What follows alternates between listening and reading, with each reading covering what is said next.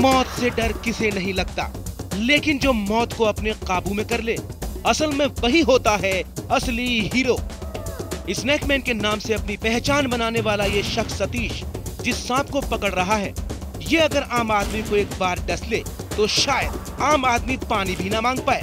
करनाल के गांव फफड़ाना का ये सतीश कोई जादूगर नहीं है, ये एक आम आदमी है जो जहरीले सांपों को पकड़कर आदमियों को तो बचाता ही है, साथ ही साथ सांपों को भी आदमियों से बचाता है।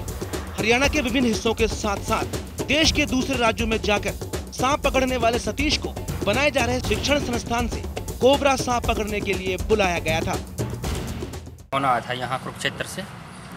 और इन्होंने सांप देखे थे और यहाँ के हमने अपनी एक्टिविटी शुरू की, तलाश की तो 2 सांप पकड़े गए हैं जो कोबरा प्रजाति के सांप है और इनको सकुशल पकड़ा है, किसी प्रकार की हानि नहीं पहुँची है और इनको जंगल में छोड़ दिया जाएगा। हमारे यहाँ नॉर्थ में तो ऐसा कुछ है नहीं, लेकिन मैं साउथ में तमिलनाडु गया, महाराष्ट्र है पुणे के अंदर, तो वहाँ वैज्ञानिकों से विचार विमर्श करता रहता हूँ और सांपों की प्रजातियों के बारे में जानकारी लेता रहता हूँ, तो वहाँ से मुझे सीखने के लिए काफ़ी कुछ मिला। अगर जज्बा हो कुछ कर दिखाने का तो मंजिल चाहे कुछ भी हो आसान नजर आता है। करीब 14 साल पहले जब सतीश को सांप ने काटा था, तभी से इसने ऐसा मन बनाया कि वो सांपों की जानकारी लेंगे और हुआ ये कि आज वो किसी भी जहरीले सांप को पकड़ने से नहीं हिचकिचाते।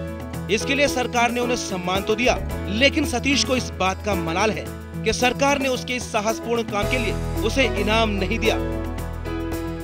पिछले 14 वर्षों से सांपों को पकड़ने का काम कर रहा हूँ, लेकिन सरकार ने कई बार इस विषय में सम्मानित तो किया है, हौसला अफजाई भी हुई है, लेकिन इस कला को आगे बढ़ाने के लिए कोई किसी तरह का रोजगार के रूप में या फिर आर्थिक सहायता किसी प्रकार की हुई नहीं। और जब मैं 7वीं क्लास में पढ़ता था तब सांप ने मुझे काट लिया था और डॉक्टर के पास जब परिवार के सदस्य मुझको लेके गए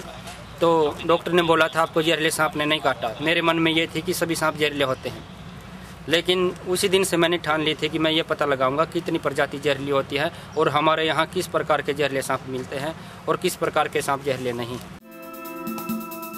बेरोजगारी के बढ़ते दौर में जान हथेली पर रखकर सांप पकड़ने को रोजगार का जरिया बनाने की चाहत रखने वाले सतीश को